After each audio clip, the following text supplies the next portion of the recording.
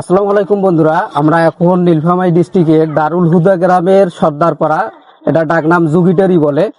সেখানকার যে আমাদের অবস্থা দেখতে পাচ্ছেন, মাত্র 1 ঘন্টা পানি হওয়ার কারণে যে অবস্থা সৃষ্টি হয়েছে, মনে হয় যে এখানে কতদিন ধরে জানি কত মাস ধরে পানি হচ্ছে, বন্যা উঠে গেছে।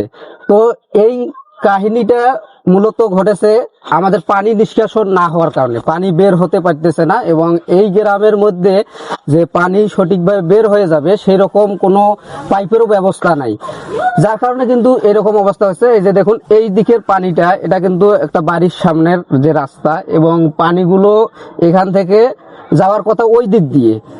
আমরা অনেক দিন যাবত দেখতেছি যে ওই দিক আমরা ছোট থেকে বড় হইলাম, দেখি যে ওই দিক দিয়ে পানি যায়, কিন্তু পানিটা ওই দিক দিয়ে যাইতে পারতেছে না, যার কারণে এই দিক দিয়ে যাচ্ছে। এবং সামনেও আমাদের কিন্তু পানির যাওয়ার রাস্তা বন্ধ হয়ে গেছে, যার কারণে কিন্তু রাস্তাঘাট সবকিছু নদীর মতো অবস্থা সৃষ্টি হয়ে গেছে। এখানে আমাদের এক বড় ভাই আছে, আমরা একটু তাকে জিজ্ঞেস করবো যে কি সমস্যা এখানে। আসসালামু আলাইকুম ভাই। ওয়ালাইকুম আসসালাম। ভালো আছেন? হ্যাঁ, আলহামদুলিল্লাহ ভালো আছি। আমাদের যে এই গ্রামটা, এই গ্রামে এইরকম পরিস্থিতি হওয়ার কারণ কি? এরকম পরিস্থিতি হওয়ার কারণ হচ্ছে মূলত আমাদের এদিক পানি যে আগে ছিল সিস্টেমটা পানি যাওয়ার জন্য ড্রেন ছিল এবং কালভার্ট, মানে ছোট একটা ব্রিজ ছিল, এবং কোনো মাটি বা পিছনে পানির যে রাস্তাটা ছিল ওখানে কোনো মাটি তোলা ছিল না, এবং সেখানে মাটি উঠার কারণে আমরা যার জমি সে কিন্তু মাটি তুলছে ওই জমিতে, এই জন্য পানি যাইতে পারছে না। আমরা সবাই মিলে একটু কম টাকা দিয়ে একটু পাইপ কিনেছিলাম। আচ্ছা, মানে এখন যেটা সমস্যা বোঝা যাচ্ছে যে পাইপের সংকট নাকি? পাইপের সংকট, লোকজন পাইপের টাকা মিলাতে পারতেছে না, দিতে পারতেছে না, যার কারণে পানি নিষ্কাশন ব্যবস্থাটা বন্ধ হয়ে আছে। এই কারণে কিন্তু পানিটা এরকম ভাবে জমাট বেঁধে আছে। আচ্ছা, তো আমরা আরো একটু সামনের দিকে যাব এবং দেখাবো আপনাদেরকে, আপনারা দেখুন একটু।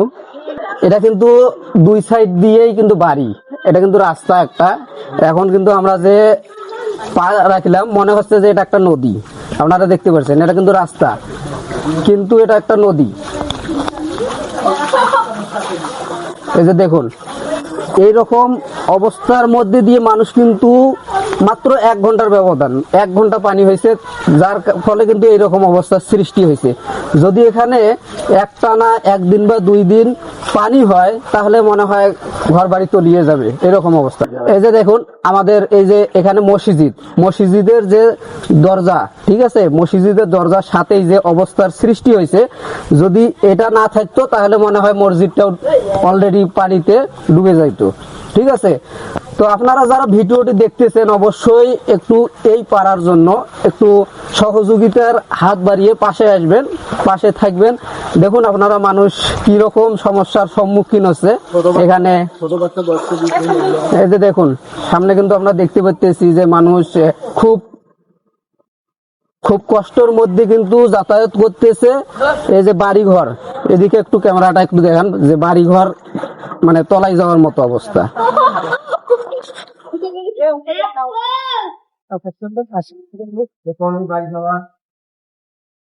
এই যে দেখেন, আমাদের যত এই দিক দিয়ে আমরা সামনে এগিয়ে যাচ্ছি, আরো কিন্তু মানে অবস্থা আমাদের খুবই খারাপ। এখানে আমরা মেন যে ইয়াটা আপনাদের দেখাইতেছি, যে এই জায়গায় এইখানে একটা ব্রিজ ছিল, কিন্তু এই জায়গার মধ্যে একটা ব্রিজ ছিল, কিন্তু এই ব্রিজটা ভেঙে যাওয়ার পর এখানে একটা চিকন পাইপ দেওয়া হয়েছে, কিন্তু এই পাশে পানিটা যে এই পর্যন্ত গেছে, যাওয়ার পর এখানে যে পানিটা বাইর হয়ে যাবে, সেই বাইর হওয়ার মতো সিস্টেম নেই। সিস্টেম আছেও, যদি চিকন একটা পাইপ আছে, ওইটা দিয়ে যে পানি কাটার কথা, সেই পানিতে কিন্তু সেই রকম ভাবে কাটতেছে না, যার কারণে কিন্তু এরকম চতুর্দিক দিয়ে কিন্তু ডুবে গেছে। ঠিক আছে, এখন যদি এইখানে মোট কথা হচ্ছে, যদি একটা বড় পাইপের ব্যবস্থা করে দেওয়া যায়, এই দিকে আর ওই যে আমাদের ওই দিকটা দেখাইলাম, এই দুই জায়গায় যদি মোটা পাইপের ব্যবস্থা করে দেওয়া যায়, তাহলে কিন্তু পানিগুলো হওয়ার সাথে সাথেই কিন্তু কেটে যাবে, তাহলে আর সমস্যা হবে না। আমরা একটু সামনে দেখাই। এই যে দেখেন, মানুষের দোকান পার পর্যন্ত সবকিছু চলে গেছে।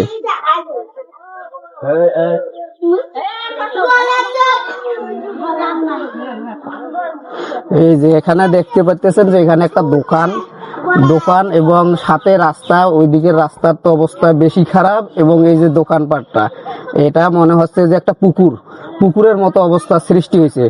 মূলত পানিটা না কাটার কারণে এই সমস্যাটা হচ্ছে। তো যারা এই ভিডিওটি আমাদের দেখতেছেন, আমরা মূলত ভিডিওটি করার একটাই কারণটা হচ্ছে যে এখানে টাকা উঠতেছে না, মানে টাকা হচ্ছে না পাইপ মিলানোর জন্য। পাইপ যদি আমাদের মোটা পাইপের ব্যবস্থা করে দেওয়া যায় তাহলে পানিগুলো কিন্তু এখনই কেটে যাবে।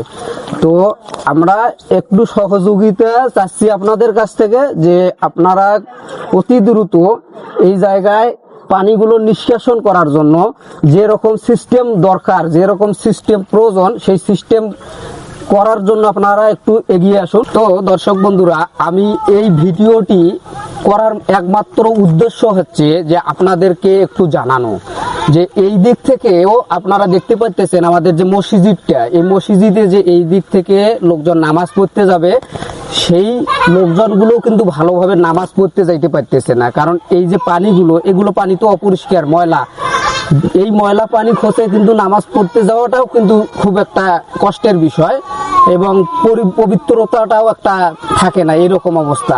আর এই যে দেখুন, এই যে গ্রামের যে ছোট ছেলেপেলেগুলো, এরা যে এই দিক দিয়ে বারবার চলাফেরা করতেছে, কখন যে পানির মধ্যে ডুবে যায়, কি যে হবে, এরকম একটা সম্ভাবনা, খুব রিস্কের মধ্যে আর কি।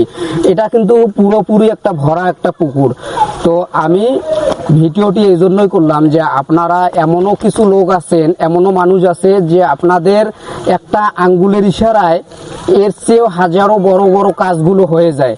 কিন্তু আমাদের এই ছোট্ট গ্রামটি কিছু টাকার কারণে এই রকম পরিস্থিতির মধ্যে কিন্তু পড়ে গেছে, ঠিকভাবে চলাফেরা করতে পারতেছে না। মানুষ যদি কোনো আত্মীয় স্বজন এই গ্রামের মধ্যে আসে, তাহলে কিন্তু দূর থেকেই কিন্তু তারা ফিরে যায় এই পরিস্থিতি দেখে। এটারও একটা দিক কিন্তু বিবেচনা করে আমরা দেখতেছি যে মানে সব দিক দিয়ে এই গ্রামটা একটা খারাপ অবস্থার মধ্যে জীবনযাপন করতেছে এই মুহূর্তে। এখনো তো বর্ষা শুরুই হয়নি। বর্ষা পুরোপুরি ভাবে শুরু হইলে আপনারা চিন্তা করুন একবার, যে 10 দিন 7 দিন যদি পানি যদি একটানা হয় তাহলে কি পরিস্থিতি হবে। তো আপনারা যারা পারেন, যাদের ক্ষমতা আছে, তারা একটু সহযোগিতার হাত বাড়িয়ে দিন, একটু করে এগিয়ে আসলেই কিন্তু অনেকটা। তাহলে আমরা মনে করি যে আমাদের যে গ্রামের যে কাজ, এই পানি নিষ্কাশনের কাজটি, এটা মুহূর্তের মধ্যেই হয়ে যাবে। আপনাদের কাছে আমার বিনীত অনুরোধ, আবারও আমি বলতেছি, যাদের সহযোগিতা করার সামর্থ্য আছে তারা একটু এগিয়ে আসুন। আমাদের নীলফামারী জেলার দারুল হুদা গ্রামের এই সর্দারপাড়া, ডাকনাম যোগীটারি, এই গ্রামটার এই পানি নিষ্কাশন ব্যবস্থাটা একটু করে দিন। আজকে এ পর্যন্তই। আল্লাহ হাফেজ, সবাই ভালো থাকবেন। আসসালামু আলাইকুম।